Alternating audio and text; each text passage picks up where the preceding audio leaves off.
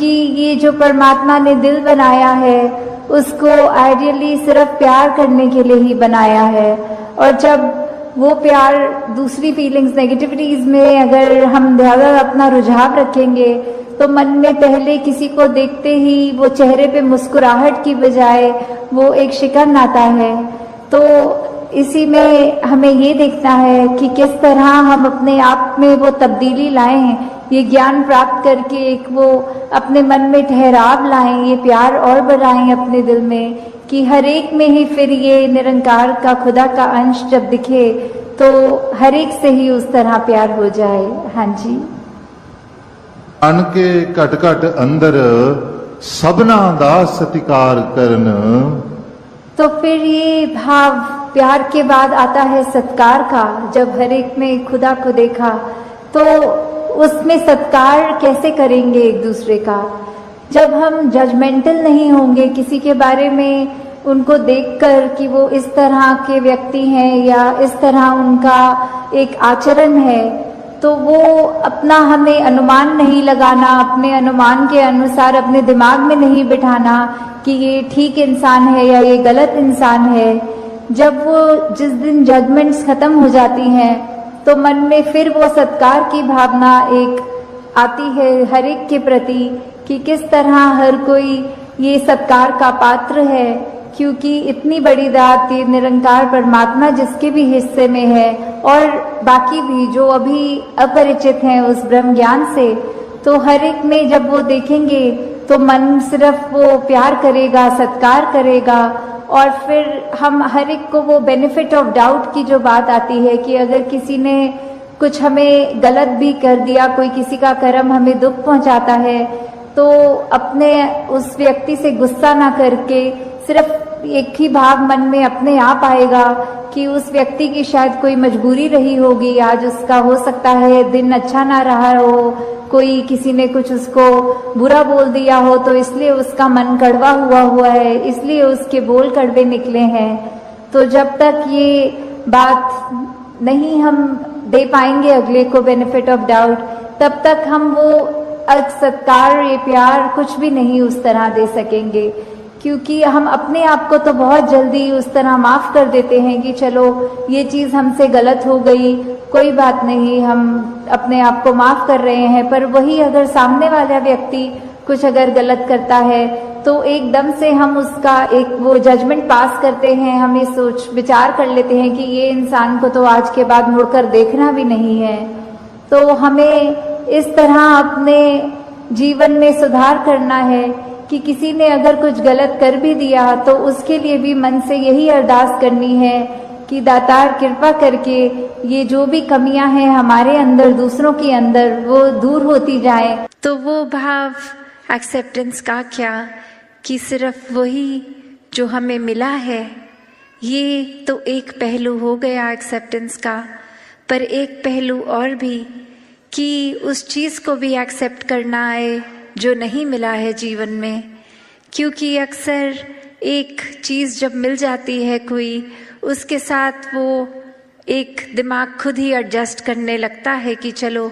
ये अभी जो है इसके साथ काम चलाते हैं, फिर आगे शायद इससे बेहतर कुछ मिल जाए। तो बात वही आ जाती है कि ऐसे करते करते अगर मेहनत प्रयास के बाद भी, अगर एग्जाम्पल किसी ने कोई अपना मटीरियलिस्टिक गोल सेट किया है कि उम्र के इस पड़ाव तक ये डिग्री ले लेनी है, ये काम में इतनी सैलरी होनी चाहिए, और अपने बनाए हुए टाइमलाइन से वो मैच नहीं है, तो एक मन में एक्सेप्टेंस का तब भी भाव अक्सर इसलिए आ जाता है कि चलो अभी जितनी सैलरी मिल रही है उतनी तो मिल रही है, कम से कम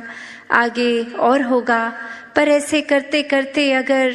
ये इजाफा, ये इंक्रीज नहीं होता हमारी मटीरियलिस्टिक वेल्थ में,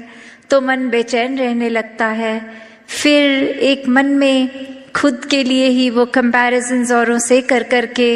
एक मन छोटा हो जाता है, एक परेशानी हर समय हम महसूस करने लगते हैं। क्योंकि यहाँ सिर्फ बात वो नहीं कि जो परमात्मा ने दिया उसको एक्सेप्ट करा, पर अक्सर ध्यान वही जो नहीं है हमारे पास, उसको भी जब इंसान एक्सेप्ट कर ले कि कोई बात नहीं, किसी और के पास अगर कोई चीज़ है जो हमारे पास नहीं है, तो ऐसी एक्सेप्टेंस भी, एक स्वभाव की भी एक्सेप्टेंस की कोई बात नहीं, ये अगर कोई गुण मुझे पसंद है सामने वाले इंसान में हो जिनसे हम बात कर रहे हैं, पर उनका नेचर, उनका स्वभाव अलग है, ऐसा गुण उनमें नहीं है, तो भी कोई बात नहीं, ये प्यारे फिर भी है, हर कोई इंसान अच्छा है, क्योंकि हो सकता है वो पर्टिकुलर गुण ना भी हों उनमें, तो ऐसे और कितने गुण होंगे उनमें जो हम में नहीं हैं। तो हर कोई जहाँ एक उस तरह देखा जाए कि अपने अंदर झांके तो हमारे स्वभाव में भी कितनी कमियां हैं, कितने गुण अभी तक जीवन में आए ही नहीं, तो वो पैरामीटर दूसरों को जज करने का कैसे बना लेते हैं। और अक्सर हम फिर बहुत जजमेंटल भी हो जाते हैं एक किसी गुण को लेके कि ये गुण, एक समय में अगर बात कर रहे हैं उस गुण का तो उसको पॉजिटिव गिना देते हैं, और दूसरी सिचुएशन में वही चीज़ को लेके एक उसको नेगेटिव लाइट में, एक गलत की तरह दिखा देते हैं। तो ऐसी ही एक कहानी कि एक इंसान किसी के घर जाता है और बोलता है कि हम ट्रैवल कर रहे थे, आपके घर में आपकी बेटी की भी शादी थी और आपके बेटे की भी शादी थी, तो घर में 2-2 शादियां हम अटेंड नहीं कर पाए, हम ट्रैवल कर रहे थे, तो अब ये कंग्रेचुलेशंस हमारी एक्सेप्ट करें और हमको बताइए कि आपकी बेटी एक अलग घर में गई तो वो एडजस्ट अच्छे से हो गया, वहाँ नया शहर था, और ये घर में भी जब बहू आई है तो घर में भी आपके इस रूप में एडजस्टमेंट हो गई, बच्चे खुश हैं। तो अब वो एक लेडी ऑफ द हाउस बोलने लग गई उनको, गेस्ट को समझाते कि मेरी बेटी तो बहुत ही खुश है, मेरी बेटी को कुछ वहाँ ससुराल में काम नहीं करना पड़ता, वो तो बस आराम ही करती है, जो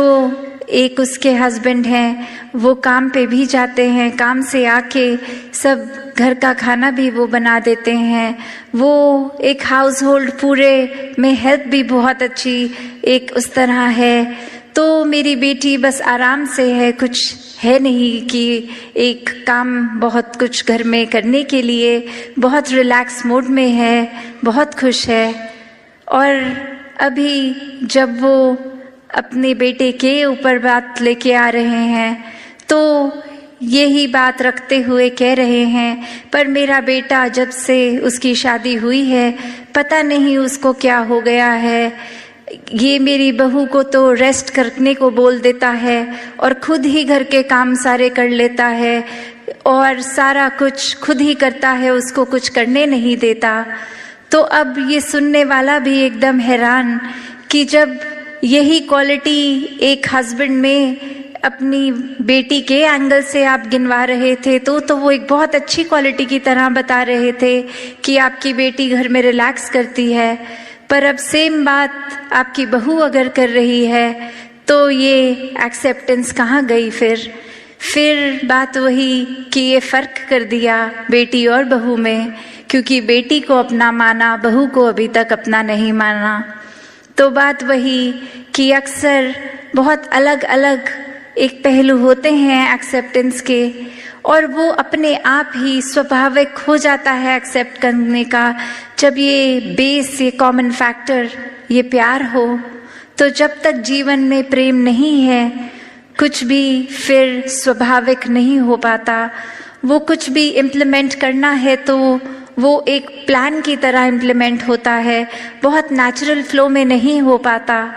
पर जैसे ही जीवन में प्यार आता है वो फिर प्यार अनकंडीशनल लव बन जाता है। ये परमात्मा के प्रति भी प्रेमा भक्ति का रूप लेता है, और जिसको एक बार वाक्य ही इस परमात्मा से असली रूप में प्रेम है तो हर एक से ही प्रेम है। फिर कोई भेदभाव नहीं, फिर कोई भी फर्क नहीं कि कैसे ये इंसान तो इस कैटेगरी में है, या हमारे हिसाब से ये अलग अलग डिविजन्स, फिर वो दिमाग कोई भी वजह से कोई बायसनेस नहीं करता। फिर एक ही ये नज़रिया जाता है कि हर एक से बहुत कुछ है सीखने के लिए, कि there is so much to learn from everyone. तो बात वही कि अपने अंदर झांकने की, ये इंट्रोस्पेक्शन की बात है कि हर कुछ इस संसार में बहुत अच्छा चल रहा है, पर हमारा नज़रिया क्या है? क्या हम उस तरह के इंसान बन गए हैं कि एक परफेक्ट सिचुएशन में भी इम्परफेक्शन ढूंढते हैं, एक सही चीज़ जो चल रही है उसमें भी कमियां निकालने वाला नज़रिया बन गया है? या फिर हमारा नज़रिया वही बात जैसे बोलते हैं every cloud has a silver lining, कि चाहे कितना भी अंधेरा हो, सिचुएशन कितनी भी एक डल है, एक अंधकारमयी है, पर उसमें भी वो आशा की रोशनी की किरण दिखती है। तो बात वही कि ये नज़रिया हमारा कैसा है, और फिर हर बार जब भी ऐसे पल आते हैं तो नज़रिया क्या होता है? क्या हम हर बार एक पॉजिटिव्स देखने की बजाय नेगेटिव्स इसलिए देखते हैं और उसको एक एक्सक्यूज़ बोल देते हैं कि दिस इज़ माय नेचर, ये मेरा स्वभाव है, मैं पॉजिटिव नहीं देख पाता, मैं सिर्फ नेगेटिव देखता हूँ। तो बात वही कि स्वभाव, ये नेचर, ये रोज़मर्रा की आदतें कोई ऐसी नहीं हैं जो कभी बदली नहीं जा सकती। These are ever changing. इनको हम थोड़ा सा मेहनत करके, एक काम करके, ये हैबिट्स को, एक थॉट प्रोसेस को, एक पॉइंट ऑफ व्यू को बदल सकते हैं। तो ये भी कोई एक्सक्यूज़ की तरह नहीं कि अगर हम बहुत नेगेटिव सोच रखते हैं तो वो सोच हमारा स्वभाव है। नहीं, हम किसी समय भी इस पॉजिटिव के साथ, जो हमेशा ये परमात्मा, ये निराकार, जो भी नाम से हम बुला लें, अल्लाह हो, भगवान हो,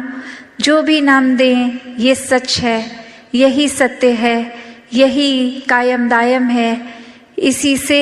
हर चीज़ का उत्पन्न है। संसार में आज जो हर एक का एक ये नोटिस में हर कोई कर रहा है कि कैसे एक अपने जीवन को अगर इस परमपिता परमात्मा, इस निराकार, इस सत्य के साथ अगर ना जोड़ा जाए, इसको अगर आधार ना बनाया जाए, तो एक कुछ समय तो कोई चीज़ अगर एक खुशी दे रही है, मज़ा दे रही है, और कुछ पल बाद ही वो फीकी सी एक उसके साथ महसूसियत होने लगती है, और कैसे फिर मन ये डगमगाने लगता है, सोच विचार हावी हो जाते हैं, फिर मन में वो चैन और सुकून का भाव कहीं ना कहीं खो जाता है। तो ये निराकार पे जब भी अपने मन को केंद्रित जो भी करता है, तो वो भाव मन के कि ये आनंद की अवस्था से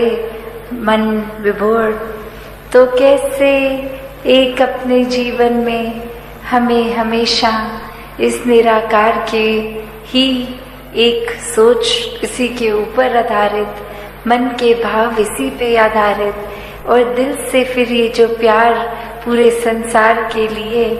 एक संत जनों की शिक्षाओं पे आधारित जीवन बनाकर जिया जाए। वरना तो संसार में आज हम देखते हैं तो लोग कोई भी चीज़ से बहुत आसानी से भ्रमित कर देते हैं, एक बात बोलकर कि वो जिसको हम रूमर्स का नाम देते हैं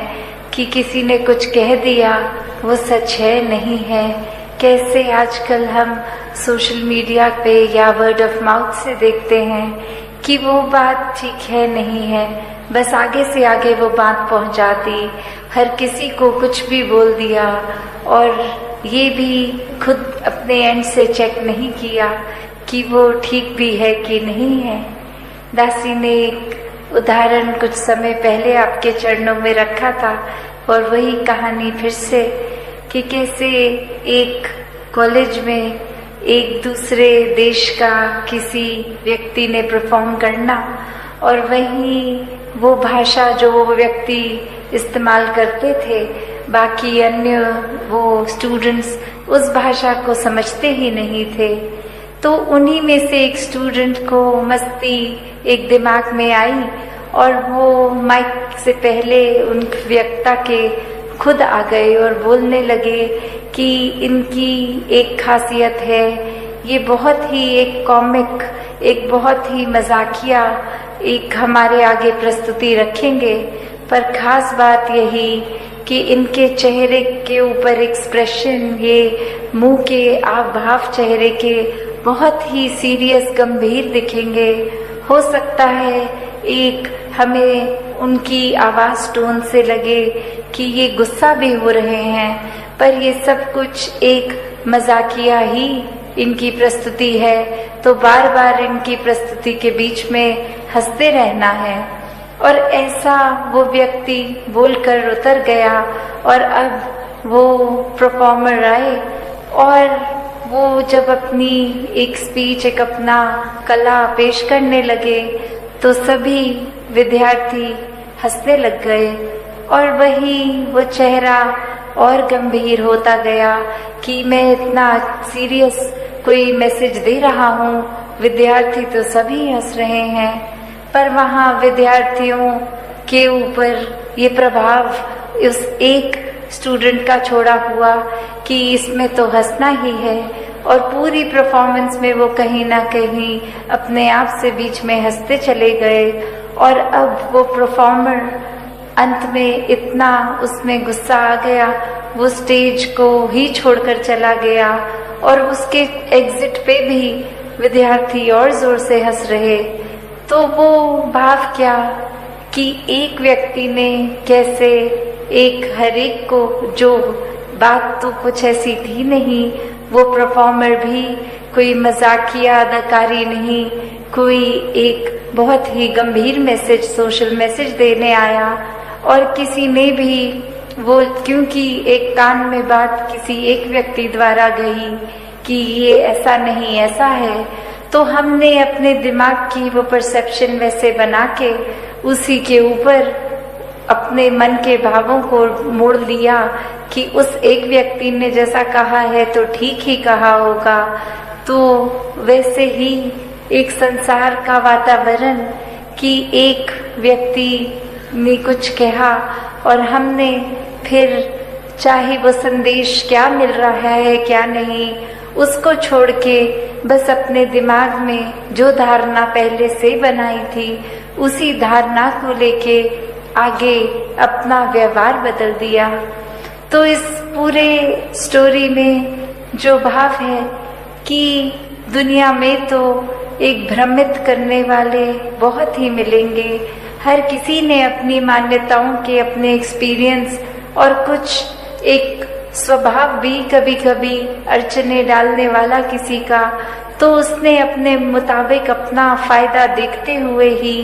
एक ऐसा कह देना है कुछ, तो वो एक भ्रमित करने वाले तो हैं, पर वो गलती किसकी आती है जो वो भ्रम में पड़ जाए। जब हम ब्रह्मपुरुष होकर,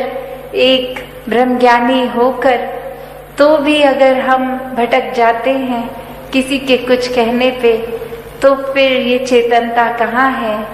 अगर हम इस स्टोरी के केस में देखें तो फिर भी वो स्कोप हो सकता है कि वो भाषा नहीं समझते थे तो किसी ने जो कह दिया उसी को ही सच्चाई मान ली। यहाँ तो हम वैसे सब बुद्धिजीवी, ये चेतनता रखने वाले, फिर भी एक अपनी बुद्धि को परे रखकर अक्सर अफवाहों में पड़ जाते हैं। एक आगे से आगे वो कुछ ना कुछ मैसेज दे देते हैं। सात संगत जी, धन अंकाज।